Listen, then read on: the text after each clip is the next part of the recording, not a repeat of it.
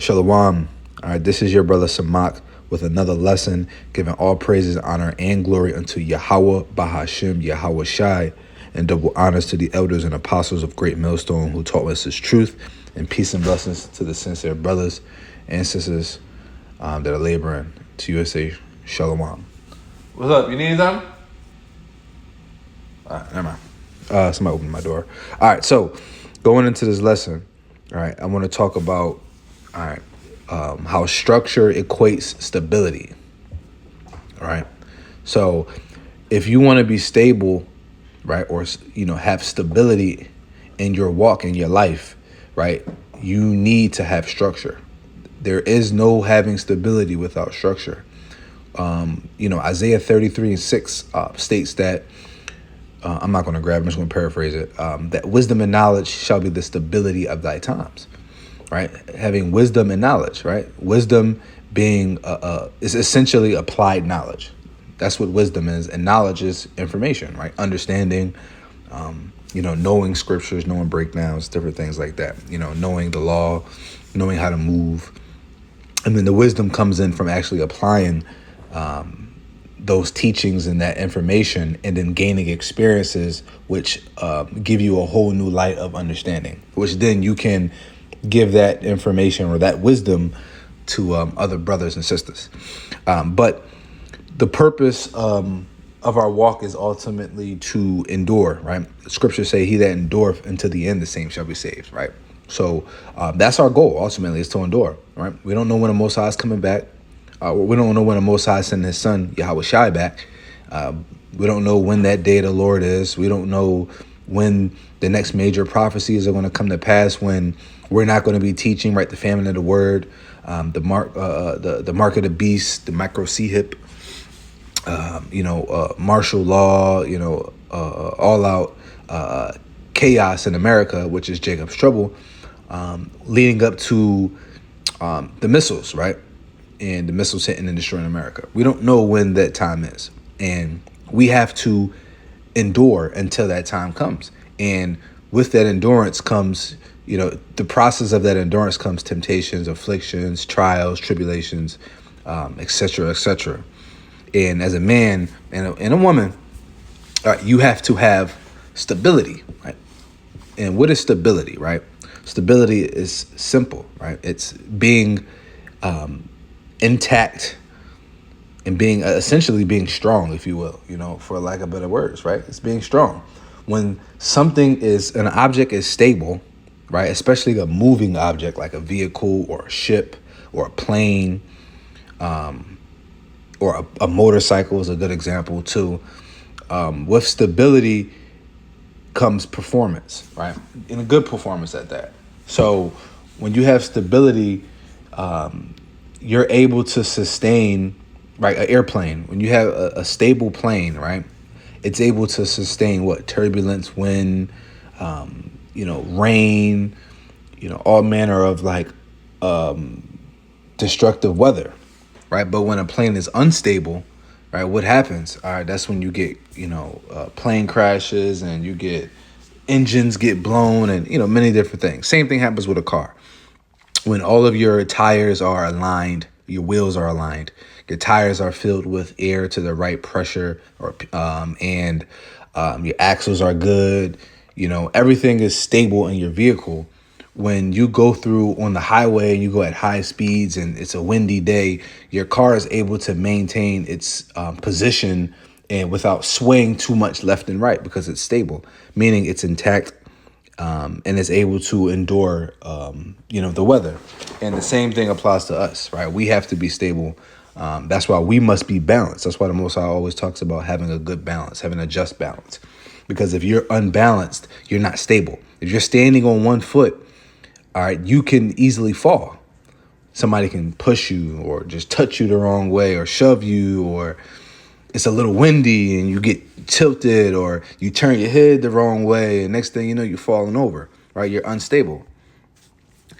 And I say all that to say it all comes down to you being in the spirit and being stable in the spirit, so that you're able to overcome.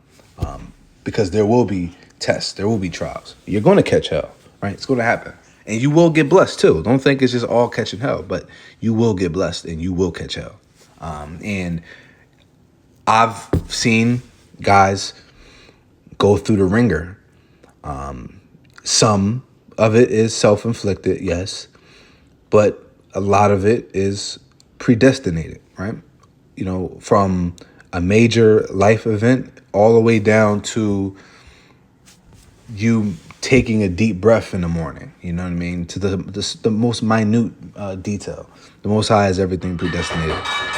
But we truly have, sorry for the noise in my background. That's my cat. He always likes to do wild stuff when I'm doing something important.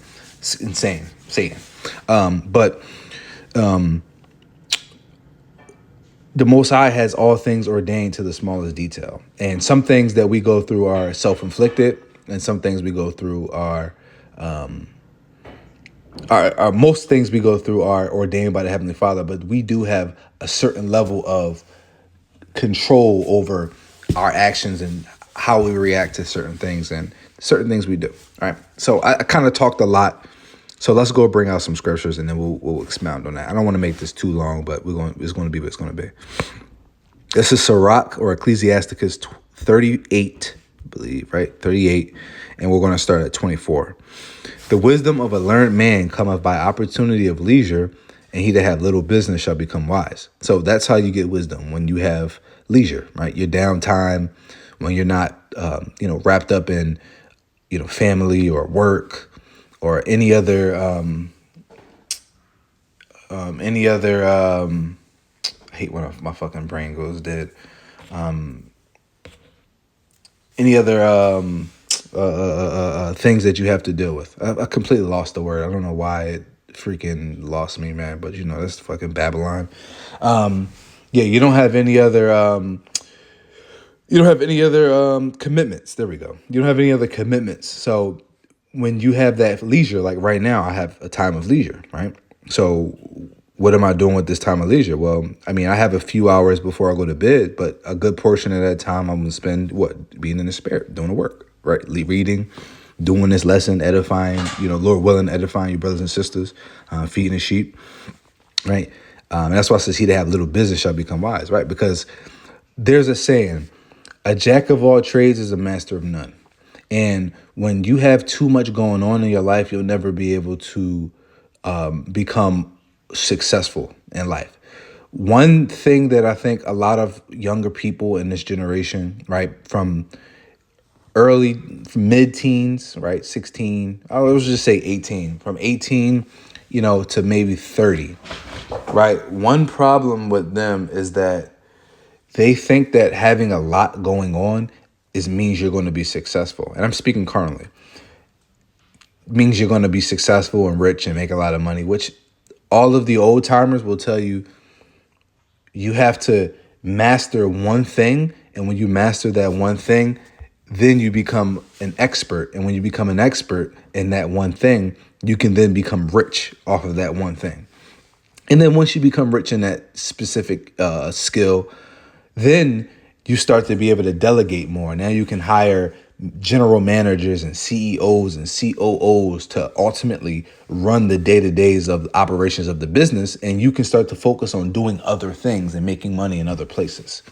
But when you're trying to build and establish yourself, if you have too much going on, if you're doing you're doing photography and you work a day job at Macy's, but then at night you bartend, but then at the same time, in between jobs, your personal training, you'll never get rich, man. You'll just completely deplete yourself of time and energy. And I say all that to say this. When you are in this walk in your life, if you have too much going on, you got too much time, spending too much time at work, or you're spending too much time with your family, or you're worrying about everyone else's life and trying to fix their problems and not focus on your own growth, you'll never be able to succeed in this truth. Because what's going to happen is you're going to end up getting wrapped up and entangled in the affairs of this world, and you're going to be choked up. You're going to be one of those seeds that fell on vines that you endured for a little bit, but the vines were too strong and they choked you up, man. Let's keep going. Verse 25. How can he get wisdom that holdeth the plow and that glorieth the gold that driveth oxen and is occupied in their labors, whose talk is of the bullocks. He giveth his mind to make furrows and is diligent to give kind fodder. So every carpenter and workmaster that laboreth night and day, and they that cut grave seals are diligent to make great variety and give themselves to counterfeit imagery and to watch to finish a work. The smith also sitting at the anvil and considering the iron work, the vapor of the fire wasteth his flesh and fighteth with the heat of the furnace. The noise of the hammer and the anvils is ever in his ears, and his eyes look still upon the pattern of the thing that he maketh, and setteth his mind to finish his work and watcheth it to polish it perfectly. And I can keep going, but the point I wanted to get from this is like, if and it goes into trades, right? It's going into carpenter, potter, right? Blacksmith, ironsmith. They're masters, right, at their craft. They don't have much business going on. They have their own, the only business they have going on is their craft and their skill. And they are structured in their, matter of fact, let's read 29. It's going to kind of tie it together. So doth the potter sitting at his work and turning the wheel about with his feet, who is always carefully set at his work and maketh all his work by number. Right. So he's always diligent. He's basically diligent, man. He's structured. He's organized, right? He has a process and he's focused on his craft, right? And that's the same way we must be in this truth, is that we must be masters of our craft. If you have a specific skill or trait that you tend to, vary more towards, focus on that. You also do want to dive into other things as well, but if you're a brother that's big on admonishment and exhortation and self-development, focus on that. Make majority of your lessons built upon that. And then 80 to 90% of that, 80% of your lessons on growth and self-development and edification. And then the other 20% could be on prophecy, history, breakdowns, whatever the case is. All right. This is how you become structured. This is how you become stable. But if you're a brother that you're kind of just winging your life, you'll never be able to make something of yourself in this life, right? You'll never be able to be structured. What's going to happen is you're going to fall to the wayside, man. You know, I've seen it happen many times. Men that have no control over their day-to-day lives, men that allow other people to control them and their afflictions to dictate what they do, instead of saying, when I wake up, what I'm going to do is this is going to be my morning routine. I know I have to work at this time, so what I do is I'm going to wake up in the morning, I'm going to do this routine, and then I'm going to go to work, and when I get off, I'm going to do this, and then when I come home, I got a little bit of time of, that I can dedicate towards whatever other vain or folly shit that I got going on, right? My leisure. But you must set aside time to do this work, to study, to grow, to work on yourself, man. You have to. And working on yourself is more than just learning the scriptures, but the scriptures are the priority, right? So you have to set aside time to read the scriptures, to study, to grow, and then apply it. Now, the application of the scriptures comes into play where now you have to start focusing on your diet, man. It's absolutely unacceptable if you're in this truth and you're overweight. It's unacceptable, man. How can you call yourself a prince? How can you call yourself a man, a Lord, a soon-to-be God, if you will, and you can't even control what you eat? You over here eating cookies and ice cream and cake and pizza all day, every day. Now, those things, in moderation. And when I say moderation, I mean once in a blue moon. And if you really want a treat, make it yourself, right? Not to get off topic, but, I've always had a sweet tooth. I've always had a sweet tooth and a sugar craving my whole life. And just up until recently, I've started to curve it by just being more disciplined, being more structured, changing my mentality.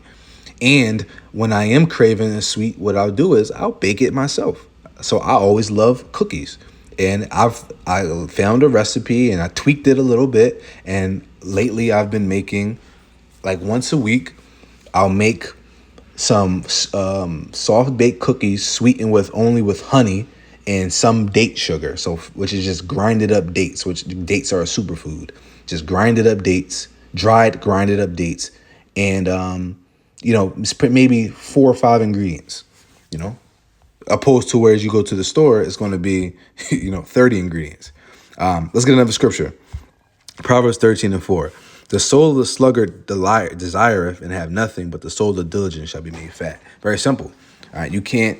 The definition of insanity is doing the same thing and expecting different results. If you're sitting on the couch all day, if you're not going to work, if you don't have a job, if you're doing app work like DoorDash, Postmates, Uber, Lyft, if you're doing those jobs and you're only going out for an hour or 2 or 3 hours here and there, and you know you got bills to pay, you'll never get anything, right? Even with those jobs, those app jobs, you have to treat them like a regular job. If you know you normally have to work 8 to 10 hours a day at a job in 4 to 5 days a week to make a living, well, if you're doing Uber, you have to do the same thing. Get a schedule, get a structure, go out for 4 hours in the morning, and then, take a little break and do something for yourself. Go to the gym, handle some business, do a lesson, read the scriptures, and then go back out for another 4 hours or so in the evening or afternoon. In the afternoon, not the evening, the afternoon. And then now you're done for the day. And you do that 4 or 5 days a week, maybe 6 if if you can fund it, why not? And now next thing you know, your money problems are gone because you're structured. All right. The diligent shall be made fat. You can't expect to grow in the scriptures if you're never in the scriptures. This is a reality that I've had to learn myself. I thought that just watching videos and, going out and teaching was enough. And no, you actually have to get into the scriptures for yourself. You have to open up the book, right? Go into a place in your house where it's quiet. Open up your actual Bible, your physical Bible, and read, man. And as you're reading, take your time. Understand what you're reading. I don't care. It's not about how much you read a day. It's about the quality of what you read. All right. So don't say, I got to read 5 chapters a day. It's not that deep. You're doing this work with intention, not just to do it. Some people exercise just to exercise. 30 minutes of exercise 5 days a week. They'll just go to get some movement, do some random stuff and go home, break a little sweat and go home. They're just working out just to work out. They're working out. We don't work out. We train. All right. We train. I always tell people this. We don't work out. We don't exercise. We train. Yeah, you can exercise, but you have to have structure where you actually train at X amount of time a week, a certain time a day, an organized and structured plan and routine. All right. So when you read these scriptures, you have to read them with intention. So if it might take you 45 minutes to read 2 chapters, but within that 45 minutes in those 2 chapters, guess what? You're reading slow. You're going back and rereading paragraphs and verses. You're going into the history of what you're reading. You're researching and stuff. You're cross-referencing with other scriptures, and that's what you're doing. You're going to reading it in different translations to get a different understanding. And that might take you 45 minutes. Whereas somebody who's just reading just to read will probably get 5-6 chapters done, maybe more in 45 minutes. But guess what? Did they really grow from that 5 chapters? Probably not. And why? Because I've been there. I've done it. So this is the point of this lesson. Get more structure.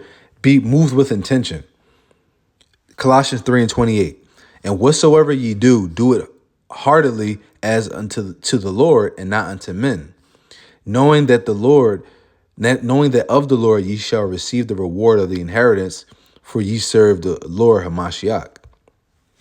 And we're going to get another precept, Ecclesiastes 9:10, which is a precept to that Colossians. Whatsoever thy hand findeth to do, do it with thy might. For there is no work, nor device, nor knowledge, nor wisdom in the grave, whether thou goest. Whatever you do, man, give everything your all, man. Do everything at your best. And your best is going to be different from day to day. Your best is not going to look the same every day. That's what you need to understand, Jake. Your best is not going to be the same every single day. It's not going to look the same.